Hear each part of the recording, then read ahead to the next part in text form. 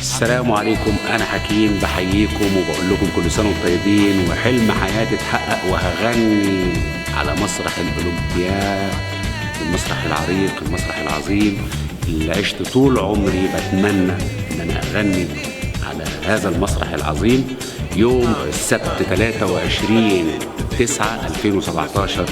ده تاريخ أنا عمري ما هنساه أبدا. حب ياهو والأحباب جرحوه، هم تهنوا فرحوا وغنوا وانا غنيت ظلموه. قلبي ياهو حب ياهو والأحباب جرحوه، هم تهنوا فرحوا وغنوا وانا غنيت ظلموه.